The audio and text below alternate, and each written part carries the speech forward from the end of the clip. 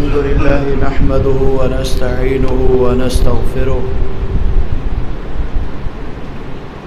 ونعوذ بالله من شرور أنفسنا وسيئات أعمالنا من يهده الله فلا مضل له ومن يضلل فلا هادي له ونشهد أن لا إله إلا الله وحده لا شريك له ونشهد أن محمدًا عبده ورسوله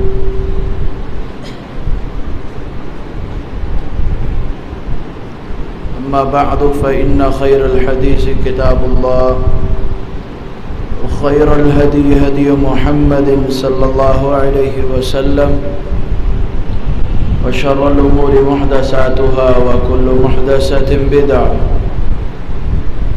وكل بدعة ضلالة وكل ضلالة في النار أما بعد فأعوذ بالله السميع العليم من الشيطان الرجيم بسم الله الرحمن الرحيم اتل ما أوحي إليك من الكتاب وأقم الصلاة إن الصلاة تنهى عن الفحشاء والمنكر ولذكر الله أكبر والله يعلم ما تصنعون اللهم صل على محمد وعلى آل محمد كما صليت على إبراهيم وعلى آل إبراهيم إنك حميد مجيد اللهم بارك على محمد وعلى آل محمد كما باركت على إبراهيم وعلى آل إبراهيم إنك حميد مجيد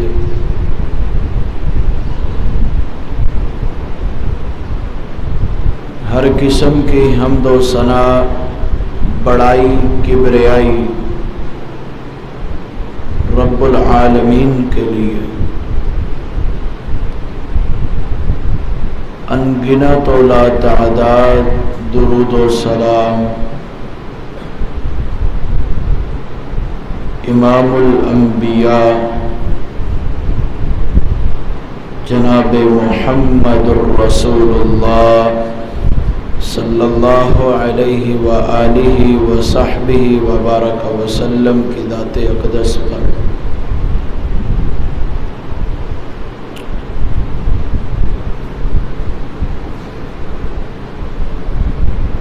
اللہ سبحانہ وتعالی نے ہمارے لیے عبادت کا ایک ایسا عمل رکھا ہے جس کو کرنے سے ہمارے دل کو سکون ملتا ہے، ہماری آنکھوں کو ٹھنڈک پہنچتی ہے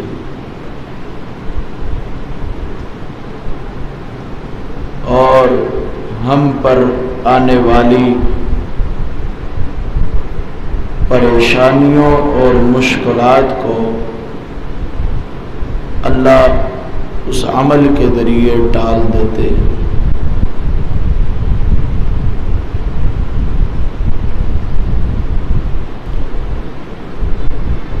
اس کو دین کے بنیاد اور اسلام کا ستون کہا گیا، اور وہ عمل نماز کا عمل ہے،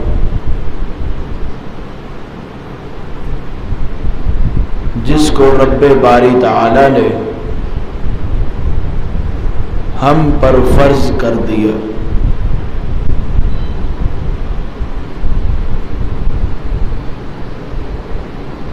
اللہ سبحانہ وتعالی نے قرآن پاک میں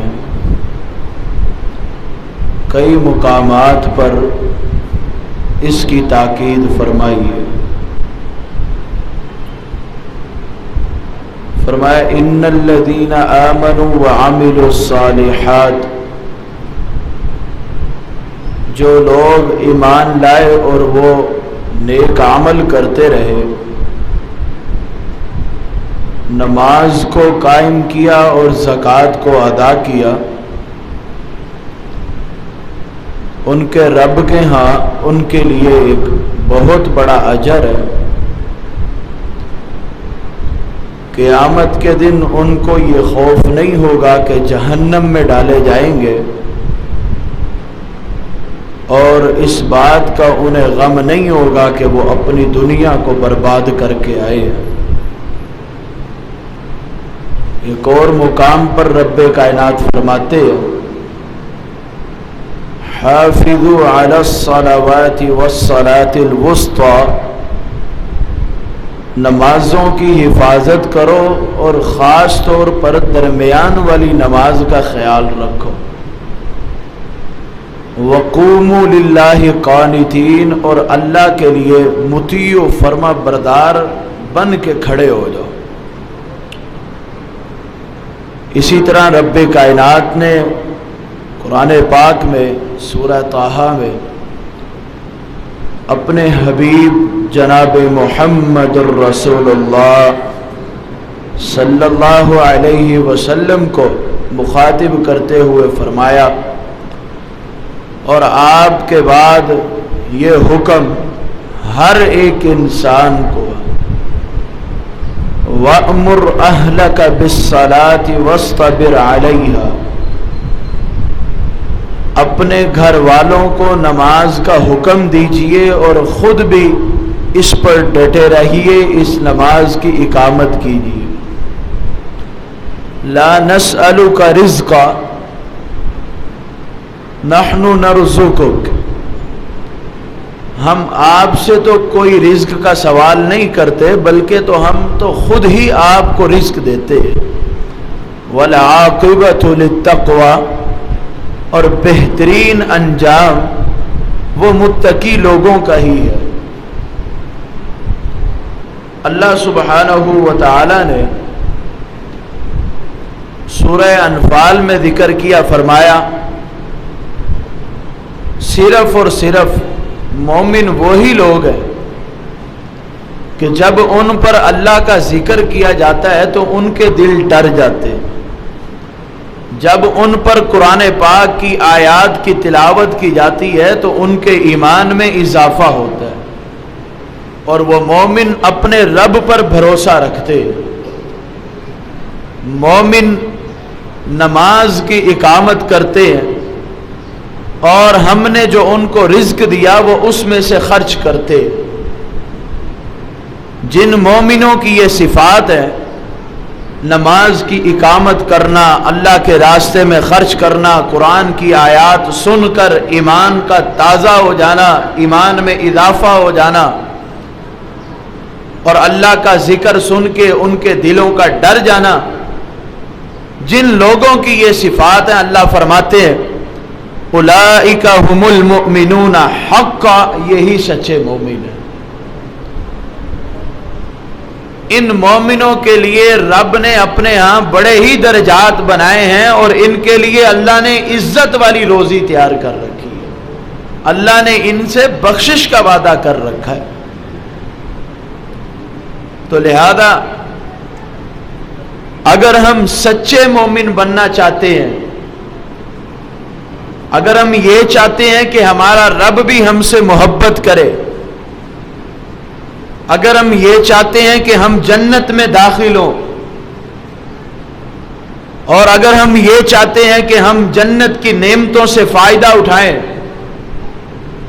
جنت میں بلند و بالا محلات میں رہیں، جنت میں ملنے والے انعامات کو پائیں، تو پھر اس جنت کو پانے کا، رب کی محبت کو پانے کا صرف ذریعہ ایک ہی ہے، وہ ذریعہ اللہ کی عبادت، اس کی بندگی کرنا ہے۔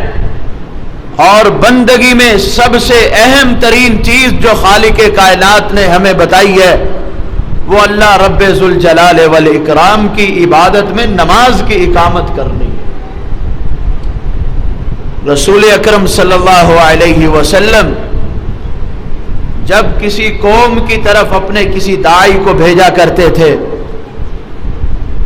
تو سب سے پہلی دعوت جو دی جاتی تھی معاذ بن جبل رضی اللہ تعالی عنہ کو بھیجا اور ان کو کہا اے معاذ انک تأتی قوما من اہل الکتاب، تو اہل کتاب کے پاس جا رہا ہے، سب سے پہلے ان کو جا کر اس بات کی دعوت دینا کہ اللہ کے علاوہ کوئی معبود نہیں ہے، وہی اکیلا معبود ہے، اسی کی عبادت کی جائے، اور میرا تعارف کروانا اور کہنا کہ محمد صلی اللہ علیہ وسلم اللہ کے بندے اور اس کے رسول ہیں۔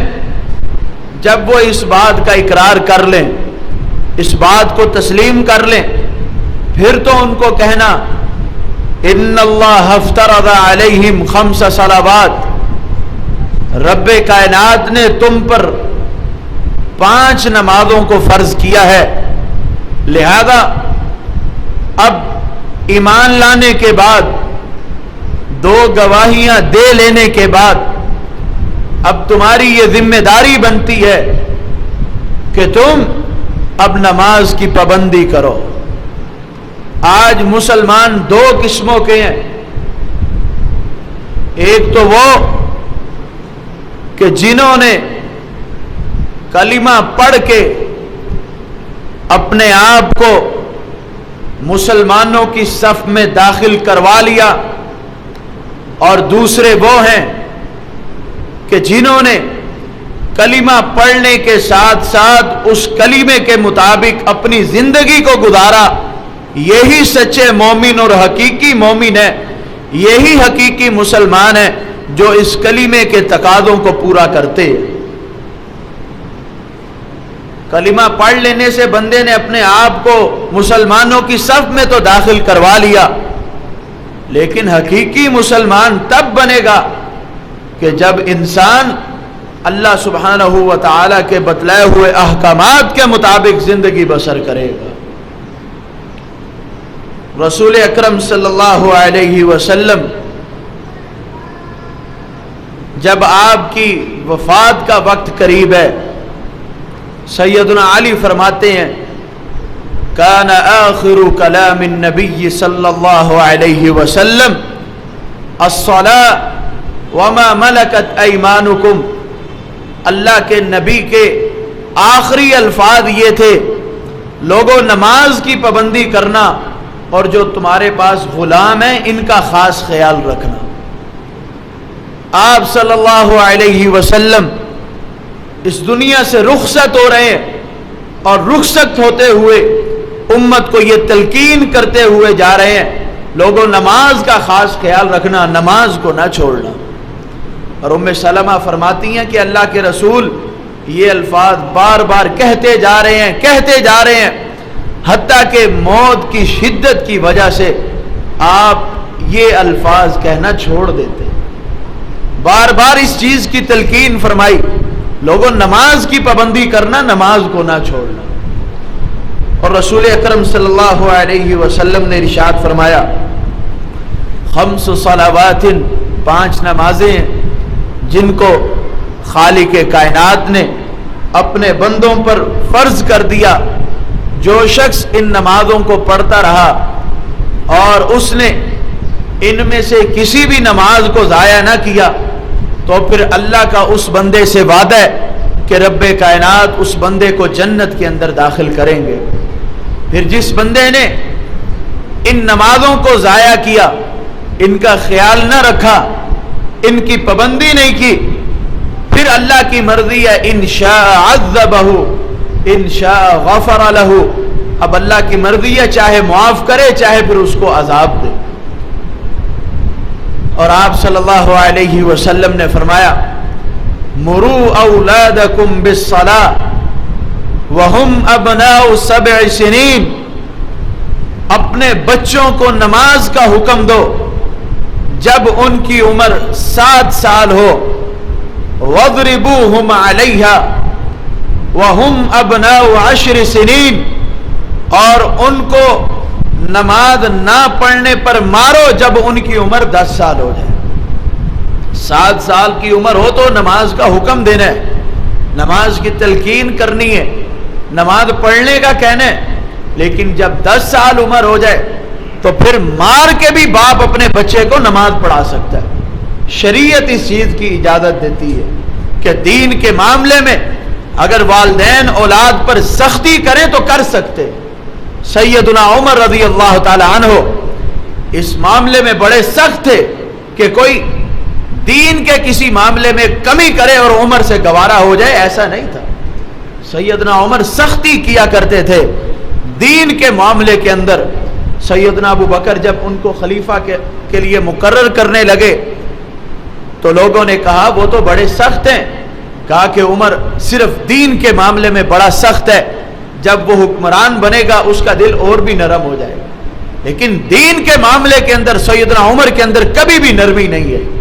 اور وہ یہ کہا کرتے تھے کہ ہم جب اسلام نہیں لائے تھے ہم بڑے ہی ذلیل ترین قوم تھے, آج اگر ہم مسلمان ہوئے ہیں تو آج اللہ نے ہمیں عزتیں عطا کی ہیں. لہذا اگر والدین اولاد پر سختی کرنا چاہیں, ان کے کسی دینی معاملے پر دینی سستی کی وجہ سے وہ کر سکتے ہیں, ان کو سزا دے کر بھی ان سے نماز پڑھوا سکتے ہیں. اللہ ہم سب کو نماز پنجگانہ ادا کرنے کی توفیق عطا فرمائے. آپ نے فرمایا اول ما یحاسب به العبد یوم القیامہ الصلاۃ, سب سے پہلے قیامت کے دن بندے سے جس چیز کا محاسبہ کیا جائے گا, حساب لیا جائے گا, وہ نماز ہے. فَإِن صَلُحَتْ صَلُحَ سَائِرُ عَمَلِهِ, اگر نماز کا معاملہ درست ہو گیا تو اللہ سارے معاملات درست کر دے گا. اگر یہی معاملہ ہی خراب ہو گیا اللہ سارے معاملات برباد کر دے گا. نماز کی فضیلت کے حوالے سے قرآن پاک میں رب فرماتے ہیں اُتْلُ مَا أُوحِيَ إِلَيْكَ مِنَ الْكِتَابِ وَأَقِمِ الصَّلَاةَ, نماز کی اقامت کیجئے. إِنَّ الصَّلَاةَ تَنْهَى عَنِ الْفَحْشَاءِ وَالْمُنْكَرِ, یہ نماز بے حیائی اور برے کاموں سے روکتی ہے. نماز پڑھنے کا فائدہ یہ ہے انسان برائی اور بے حیائی سے بچ جاتا ہے. وَلَذِكْرُ اللَّهِ أَكْبَرُ, اللہ کا ذکر بہت ہی بڑا ہے. یہ نماز اللہ سے رابطہ کرنے کا سب سے بہترین ذریعہ ہے. بندہ اللہ کے بالکل قریب ہوتا ہے کہ جب بندہ اللہ کی عبادت کر رہا ہوتا ہے. اللہ اس بندے کی سنتا ہے, اور نماز میں تو اللہ کے ساتھ گفتگو ہوتی ہے. جب بندہ سورہ فاتحہ پڑھتا ہے اللہ سبحانہ و تعالی ساتھ ساتھ سورۃ فاتحہ کی قرات کے ساتھ ساتھ جواب دیتے رہتے ہیں. میرے بندے نے میری حمد کی, میرے بندے نے میری ثنا کی, میرے بندے نے میری بزرگی بیان کی. بندہ جب کہتا ہے الحمدللہ رب العالمین, اللہ کہتا ہے میرا بندہ میری حمد بیان کر رہا ہے. پھر جب بندہ کہتا ہے الرحمن الرحیم, اللہ جواب دیتے ہیں میرے بندے نے میری ثنا بیان کی ہے. مالک یوم الدین, اللہ کہتے ہیں میرے بندے نے میری بزرگی بیان کی. ایاک نعبد و ایاک نستعین, جب بندہ کہتا ہے اللہ میں تیری عبادت کرتا ہوں تجھ سے ہی مدد چاہتا ہوں, اللہ فرماتے ہیں یہ کچھ میرے بندے کے لیے ہے اور کچھ میرے درمیان ہے. عبادت میرا بندہ کرے گا, میں اس کی مدد کروں گا. وہ مجھ سے مدد مانگ رہا ہے, میں اس کا تعاون کروں گا, اس کا جو وہ چاہتا ہے اس کو عطا کروں گا. اللہ فرماتے ہیں یہ میرے اور میرے بندے کے درمیان ہے, میرے بندے نے جو مانگا میں نے اس کو دیا. اہدنا الصراط المستقیم صراط الذین انعمت علیہم غیر المغضوب علیہم ولا الضالین. اللہ فرماتے ہیں میرا بندہ مجھ سے مانگ رہا ہے, اللہ مجھے سیدھا راستہ دکھا, ان لوگوں کا راستہ مجھے دکھا جن پر تو نے انعام کر دیا ہے. اللہ مجھے نیکوکاروں کے راستے میں شامل کر دے. اللہ مجھے گمراہ اور مجھے ضالین میں سے, مجھے مغضوب علیہم میں سے, اللہ جن پر تیرا غضب ہوا ہے ان میں سے نہ بنانا. اللہ فرماتے ہیں میرا بندہ مجھ سے مانگ رہا ہے میں اس کو عطا کر رہا ہوں. نماز میں اللہ سے گفتگو ہے, اللہ سے مکالمہ ہے, بات چیت ہے. ہم آیت پڑھتے جاتے ہیں, ایک آیت پڑھتے ہیں ساتھ ہی اللہ کا جواب آتا ہے. انسان نماز کی حالت میں بالکل اللہ کے قریب ہوتا ہے. وَلَذِكْرُ اللَّهِ أَكْبَرُ, یہ نماز اللہ کا بہت بڑا ذکر ہے. وَاللَّهُ يَعْلَمُ مَا تَصْنَعُونَ, اللہ سب دیکھ رہا ہے, اللہ سب جانتا ہے جو تم کچھ کر رہے ہو. نماز میں اگر خشوع خضوع ہے تو اللہ اس کو بھی دیکھ رہا ہے، اللہ بہترین صلہ دے گا۔ نماز میں اگر خیالات ہیں، ادھر ادھر کی باتیں، سوچ و بچار ہے، اپنے کاروباری ٹینشن ہے، نماز میں اگر لی ہوئی ہے تو پھر اللہ وہ بھی جان رہا ہے، پھر اللہ نے اسی حساب سے اجر دینا ہے۔ 27 نمازوں تک اللہ اجر دیتا ہے، اور وہ خشوع کے حساب سے ہوگا کہ کتنی بندے کے اندر عاجزی تھی، کتنا بندے کی نماز کے اندر توجہ تھی۔ کسی کو اس کی نماز سے 10 حصے ملیں گے، کسی کو کتنا، کسی کو کتنا۔ وہ اسی وجہ سے ہوگا کہ جس طرح جس بندے کا خشوع ہوگا، اللہ سے پیار اور محبت کے ساتھ بندہ دل لگا کے جس طرح نماز پڑھے گا، اللہ نے اجر بھی اسی حساب سے عطا کرنا ہے۔ جب سیدنا محمد الرسول اللہ صلی اللہ علیہ وسلم معراج پر گئے، وہاں پر اللہ نے نماز کا تحفہ ادا کیا۔ اس سے اس عبادت کی اہمیت کا اندازہ ہوتا ہے۔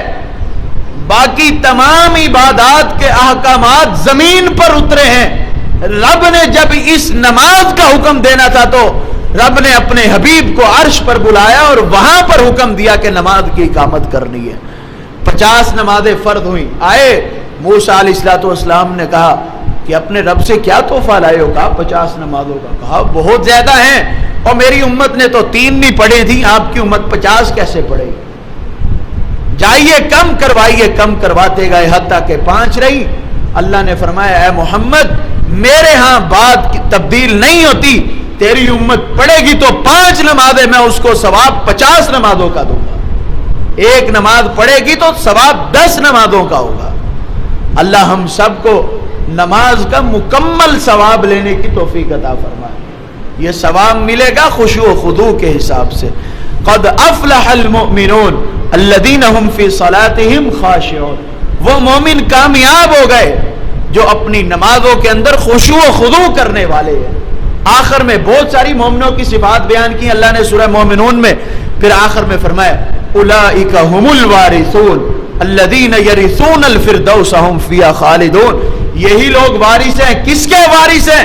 جنت الفردوس کے وارث ہیں، اور یہ لوگ اس جنت میں ہمیشہ رہنے والے ہیں۔ لہذا نماز ادا کریں بالکل توجہ کے ساتھ، عاجزی و انکساری کے ساتھ، اپنے آپ کو رب کے آگے جھکاتے ہوئے، اپنے آپ کو کمزور ثابت کرتے ہوئے، اپنے آپ کو کم تر دکھاتے ہوئے، اور اللہ کی بلند اور اس کی عظمت کو بیان کرتے ہوئے، اس کی عظیمت کو بیان کرتے ہوئے نماز کو ادا کیا جائے۔ اللہ خالق کائنات بندے کی نماز کا اجر زیادہ عطا کرتے ہیں۔ جتنا خشوع خضوع سے اللہ سے مانگا جائے گا اللہ عطا کرے گا۔ پوری نماز کے اندر اللہ سے گفتگو ہے۔ اللہ ہمیں نماز کو صحیح طرح سمجھنے کی توفیق عطا فرمائے۔ ساری زندگی نماز تو پڑھتے ہیں، لیکن اس نماز میں ہم پڑھتے کیا ہیں یہ نہیں ہمیں پتہ، ترجمہ ہمیں نماز کا نہیں آتا۔ ہمیں یہ کوشش کرنی چاہیے کہ ہم نماز کے ترجمے کو سیکھیں۔ ہم اللہ سے جو دعا کر رہے ہیں وہ دعا کس چیز کی کر رہے ہیں، ہم اللہ سے مانگ کیا رہے ہیں، ہمیں یہ بھی تو پتہ ہونا چاہیے، جس کی وجہ سے ہماری نماز کے اندر توجہ نہیں ہوتی۔ ہمیں تو بس وہ عربی کا رٹا لگا ہوا جو ہم نماز میں آ کے پڑھ دیتے، اگر ہمیں سمجھ آ جائے تو پھر ہماری توجہ ادھر ادھر جائے ہی نہ، خشوع و خضوع کے اندر مزید اضافہ ہو۔ اللہ ہم سب کو نماز کا ترجمہ سیکھنے کی توفیق عطا فرمائے۔ آپ یہ سیکھیں۔ آج رمضان المبارک کا آخری جمعہ ہے، الوداعی جمعہ، تو میں یہ آپ کو پیغام دیتا ہوں کہ نماز کی پابندی کریں، نماز پڑھیں، خود بھی پڑھیں، اپنے گھر والوں کو بھی حکم دیں، جیسے قرآن نے ترتیب بتائی وَأْمُرْ أَهْلَكَ بِالصَّلَاةِ وَاسْتَبِرْ عَلَيْهَا، اپنے گھر والوں کو نماز کا کہیں، خود بھی اس پر ڈٹے رہیں، نماز کو پڑھتے رہیں، اور نماز کے ترجمے کو سیکھیں۔ جو اس میں آپ دعائیں پڑھتے ہیں، جو اس میں آپ تلاوت کرتے ہیں، اس تلاوت میں وہ معنی و مفہوم کیا ہے، ہمیں یہ سیکھنا چاہیے۔ کئی سال ہو گئے، زندگی گزر گئی ایک امام کے پیچھے نماز پڑھتے ہوئے، لیکن ہم نماز میں کیا پڑھتے ہیں ہمیں کچھ نہیں پتا۔ اللہ ہم سب کو سمجھ و بوجھ دے اور توفیق دے کہ ہم نماز کو سیکھیں۔ رسول اکرم صلی اللہ علیہ وسلم نے حکم فرمایا، صحابہ اکرام سے سوال پوچھا، ارائیتم لو ان نہرا بباب احدکم، مجھے بتاؤ اگر کسی کے دروازے کے باہر سے، دروازے کے سامنے ایک پانی کی نہر چلتی ہو، وہ اس میں سے 5 مرتبہ غسل کرتا ہو، حل یبقا من درنہ شیء، کیا اس کے جسم پر کوئی میل باقی رہے گی؟ صحابہ کرام کہنے لگے اللہ کے رسول اس کے پاس تو کوئی میل ہی نہیں بچے گی جو دن میں 5 مرتبہ غسل کرتا ہو۔ آپ نے فرمایا اسی طرح جو 5 مرتبہ نماز پڑھتا ہے اس کے پلے کوئی گناہ ہی باقی نہیں رہتا، اللہ اس کے سارے گناہ معاف کر دیتے ہیں۔ ایک حدیث میں آتا ہے کہ جب بندہ نماز کے لیے کھڑا ہوتا ہے سارے گناہ اس کے سر پہ آ جاتے ہیں، جب سجدے میں جاتا ہے جیسے اللہ کے سامنے سر جھکاتا ہے سارے کے سارے گناہ اس کے سر سے گر جاتے ہیں۔ لہذا نماز کی پابندی کیجئے، یہ نماز بندے کے گناہوں کو معاف کر دیتی ہے۔ ایک شخص آیا کر کہنے لگا اللہ کے رسول مجھ سے گناہ ہو گیا، مجھ پر حد نافذ کیجئے۔ آپ نے اس کو کوئی جواب نہیں دیا، نماز کا وقت ہوا نماز پڑھائی، وہ بندہ پھر کھڑا ہو گیا، بے چین تھا نا، گناہ ہو گیا، اب غلطی ہو گئی، اب کسی نہ کسی طرح وہ غلطی معاف ہو۔ کہنے لگا اللہ کے رسول گناہ ہو گیا، آپ مجھ پر حد نافذ کیجئے۔ آپ نے فرمایا الیس قد صلیت معنا، کیا تو نے ہمارے ساتھ نماز نہیں پڑھی؟ فرمایا کیوں نہیں، میں نے آپ کے ساتھ نماز پڑھ لی ہے۔ آپ نے فرمایا قد غفر اللہ لک ذنبک، اللہ نے تیرے گناہ کو معاف فرما دیا۔ نماز پڑھنے سے اللہ خالق کائنات بندے کے گناہ معاف فرما دیتے ہیں۔ ایک نماز پڑھی پھر دوسری نماز پڑھی، ان دو نمازوں کے درمیان میں بندے سے کوئی گناہ ہو گیا اللہ اس گناہ کو معاف فرما دیتے ہیں۔ ایک جمعہ پڑھا پھر دوسرا جمعہ پڑھا، ان دو جمعوں کے درمیان بندے سے کوئی گناہ ہوتا ہے اللہ اس گناہ کو معاف فرما دیتے ہیں۔ ایک رمضان کے روزے رکھے، قیام کیا، عبادت کی، تلاوت قرآن کی، اگلا رمضان آیا پھر اسی طرح عبادتیں، درمیان میں یہ پورے سال میں جتنے صغیرہ گناہ ہوتے ہیں رب باری تعالیٰ بندے کے سارے گناہوں کو معاف فرما دیتے ہیں۔ وہ رب اپنے بندوں کو معاف کرنا چاہتا ہے، اس نے ذریعے بنائے، آؤ تو صحیح اس کے در پہ، جھکو تو صحیح، نماز تو پڑھو، جمعے کی مکمل طور پر ادائیگی تو کرو، رمضان کی قدر تو کرو، وہ رب تمہارے گناہوں کو معاف کرتا جائے گا۔ ہاں اگر کوئی کبیرہ گناہ ہے جب تک اس کی معافی نہیں مانگی جائے گی، اللہ کے سامنے گڑ گڑایا نہیں جائے گا، اللہ معاف نہیں کریں گے۔ اللہ فرماتے ہیں انما التوبۃ علی اللہ للذین یعملون السوء بجہالہ ثم یتوبون من قریب فاولئک یتوب اللہ علیہم وکان اللہ علیما حکیما۔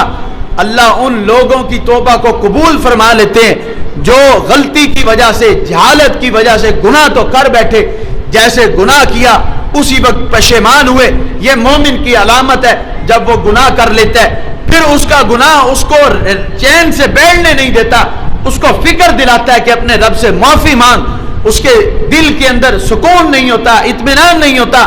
اللہ فرماتے ہیں جب اس نے گناہ کیا، گناہ کرنے کے فوراً بعد اس نے معافی مانگ لی، اللہ خالق کائنات اس کے گناہ کو معاف فرما دیتے ہیں۔ وَلَيْسَتِ التَّوْبَةُ لِلَّذِينَ يَعْمَلُونَ السَّيِّئَاتِ حَتَّى إِذَا حَضَرَ أَحَدَهُمُ الْمَوْتُ قَالَ إِنِّي تُبْتُ الْآنَ، اس بندے کی اللہ توبہ قبول نہیں کرتے جس نے ساری زندگی گناہوں میں گزاری، جب موت کا فرشتہ دیکھ لیا کہا کہ اب میں توبہ کرتا ہوں۔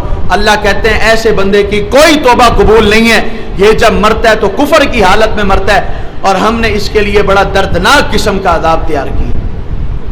فرعون جب ڈوبنے لگا تھا، موت دیکھی تھی، تب کہتا ہے اے اللہ میں تجھ موسیٰ اور اس کے رب پر ایمان لاتا ہوں، تو اللہ نے فرمایا الآن وقد عصیت قبل وکنت من المفسدین، اب کہتا ہے کہ میں مسلمان ہوتا ہوں، ساری زندگی تو نے فاسدوں کی طرح زندگی گزاری ہے، فاسقوں کی زندگی بسر کرتا رہا ہے، اب موت کو دیکھ کر کہتا ہے کہ اب میں مسلمان ہوتا ہوں۔ ہم نے تیرا اسلام قبول نہیں کرنا، ہم نے تیرا ایمان قبول نہیں کرنا، لہذا موت کے آنے سے پہلے پہلے آج ہی سے ہم عہد کر لیں کہ ہم اپنے جتنے بھی سابقہ گناہ کر چکے ہیں اللہ سے معافی مانگ لیں۔ کوئی نماز کو چھوڑتا رہا ہے، یہ سنگین جرم کرتا رہا ہے، تو آج اللہ سے عہد کرے کہ آج کے بعد وہ نماز ترک نہیں کرے گا۔ اللہ سبحانہ و تعالی نے قرآن پاک میں ان لوگوں کا ذکر کیا جو نماز نہیں پڑھتے تھے، فرمایا فخلف من بعدهم خلف اضاعوا الصلاة واتبعوا الشهوات فسوف يلقون غیا۔ پہلے تو نیک لوگ تھے، انبیاء تھے، ان کی اولادیں بڑی نیک تھیں، پھر ان کے بعد کچھ ایسے لوگ آئے، انہوں نے نماز کو ضائع کیا، انہوں نے اپنی خواہشات کی پوجا کی، اپنی خواہشات کی تابعداری کی۔ اللہ فرماتے ہیں فسوف یلقون غیا، ان لوگوں کو جہنم کی غش وادی میں ڈالا جائے گا۔ لہذا اپنے آپ کو اس جہنم سے بچائیے، اور بچانے کا ذریعہ یہ ہے کہ ہم نماز کی پابندی کریں، نماز کی ادائیگی کریں، نماز کو پڑھیں۔ جب قیامت کے دن اللہ نے فیصلہ کر دیا، جنتیوں کا حساب ہو گیا، جہنمیوں کا حساب ہو گیا، جنتیوں کو ان کے باغات مل گئے، ان کے محلات مل گئے، ان کے رہنے کی جگہ مل گئی، ان کو نعمتیں مل گئیں، اور جہنمیوں کو ان کا عذاب دے دیا جائے گا، جہنم میں پھینک دیا جائے گا، ایک پردہ درمیان میں حائل ہو جائے گا، جنتی جہنمیوں کو دیکھ سکیں گے، جہنمی جنتیوں کو دیکھ سکیں گے، دونوں آپس میں بات چیت کریں گے، فی جنات یتساءلون عن المجرمین ما سلککم فی سقر، جنتیوں سے جنتی سوال کریں گے جہنمیوں سے، ما سلککم فی سقر، آج اس جہنم میں کیوں پڑے ہو، کیوں اس آگ میں جل بجھ رہے ہو، کیوں تم کو جلایا جا رہا ہے؟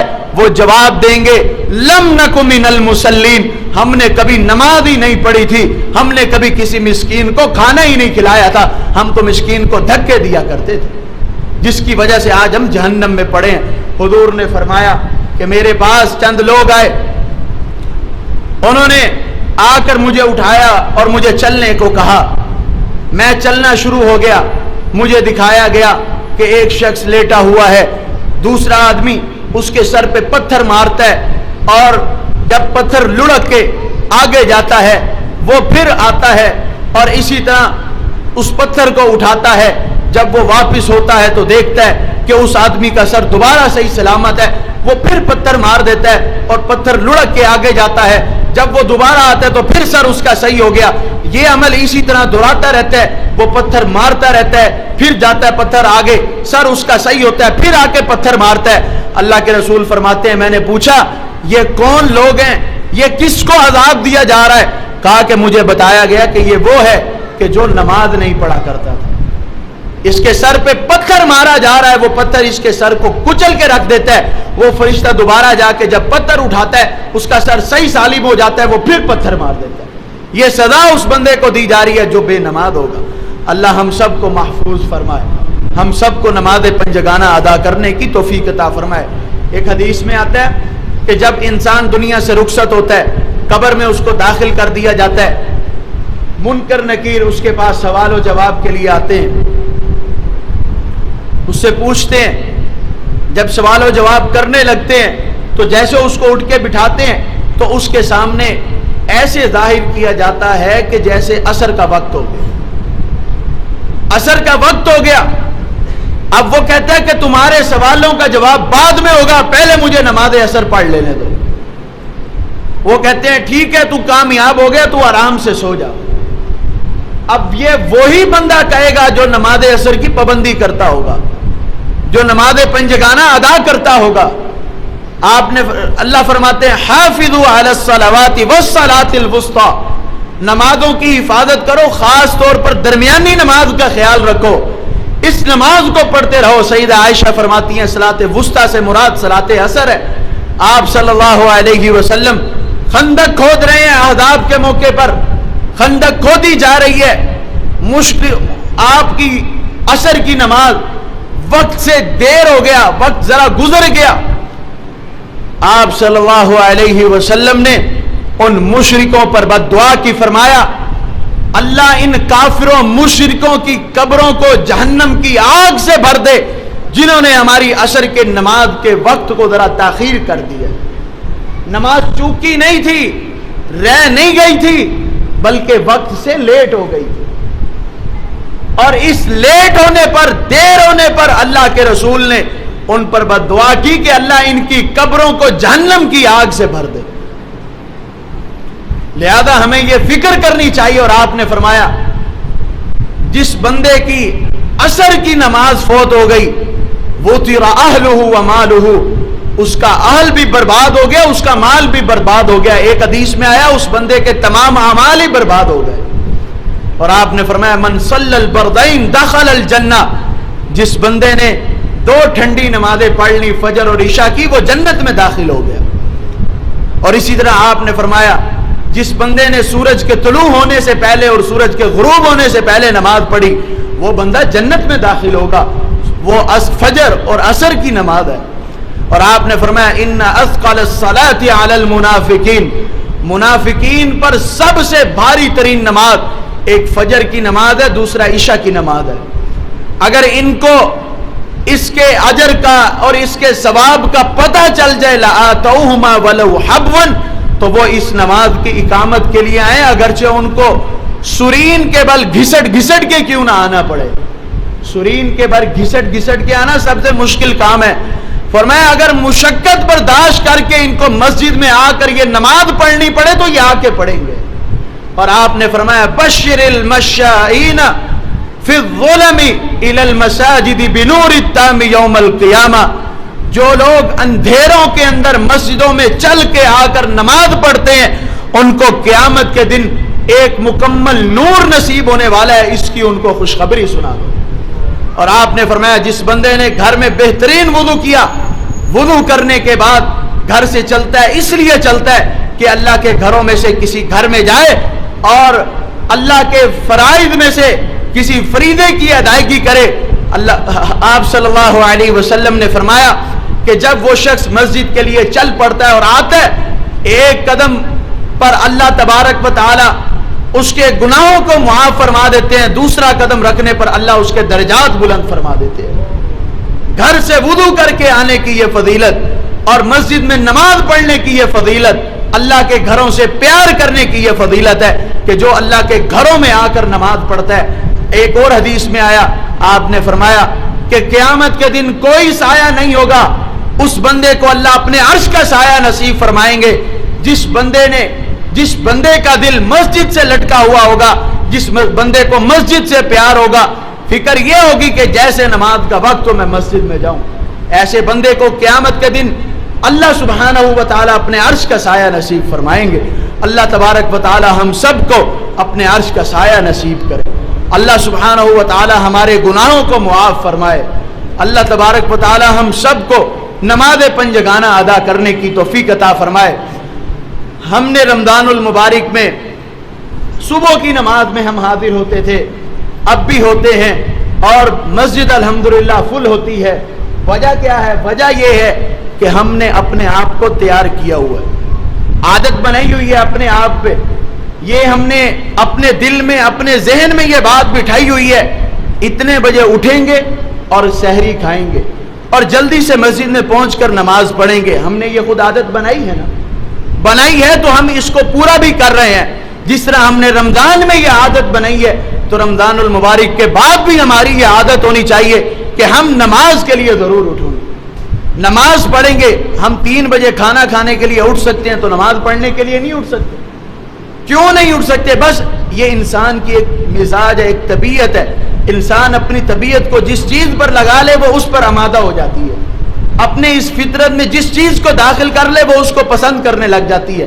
جب آپ اپنے اندر یہ بات داخل کر لیں گے کہ آپ نے کبھی بھی کوئی نماز نہیں چھوڑنی، جب تک آپ پورے دن کی 5 نمازیں پڑھ نہیں لیں گے رات کو آپ کو سکون سے نیند نہیں آئے گی۔ یہ اللہ نے انسان کے اندر یہ عادت ڈالی ہے کہ جب تک اس کے مزاج کے موافق کام نہ ہو اس کو چین نہیں آتا۔ آپ اپنے مزاج میں یہ بات ڈال لیں کہ آپ نے 5 وقت کی نماز ادا کرنی ہے، اللہ کا حکم ہے، اللہ سے جنت لینے کے لیے، جنت کی نعمتوں کو پانے کے لیے ہم نے ان نمازوں کو ادا کرنا ہے، ان کی پابندی کرنی ہے، تو آپ کی مزاج، آپ کی فطرت آپ کو خود کہے گی بھائی ٹائم ہونے والا ہے، جلدی سے مسجد چلو۔ جب آپ رات عشاء کی نماز نہیں پڑھیں گے آپ کو نیند نہیں آئے گی کہ جناب آج میرا ایک کام رہتا ہے، جب تک میرا وہ کام نہیں ہوگا میں سو نہیں سکوں گا۔ ہماری عادت ہے نا جناب، اگر ہمارا تکیہ نرم ہو تو تب نیند آئے گی، اگر اس طرح کا مزاج ہو، کھانا اس طرح کا ہو تو تب ہمیں پسند آئے گا۔ ہم نے یہ مزاج بنایا ہے نا، اسی طرح یہ بھی مزاج بنائیں کہ جب تک ہم نماز نہیں پڑھ لیں گے سکون سے چین سے بیٹھیں گے۔ اللہ سبحانہ و تعالی ہم سب کو عمل کی توفیق دے، نماز پنجگانہ ادا کرنے کی توفیق دے۔ اگر رمضان المبارک ہمیں یہ درس دے دیتا ہے کہ ہم پورا سال نمازوں کی پابندی کریں گے تو پھر یوں سمجھے کہ ہم نے رمضان کی عبادت کا، اس کے روزے کا، اس کے قیام و صیام کا حق ادا کر دیا۔ اللہ ہم سب کو نماز پنجگانہ ادا کرنے کی توفیق عطا فرمائے۔ وما علی الا البلاغ المبین۔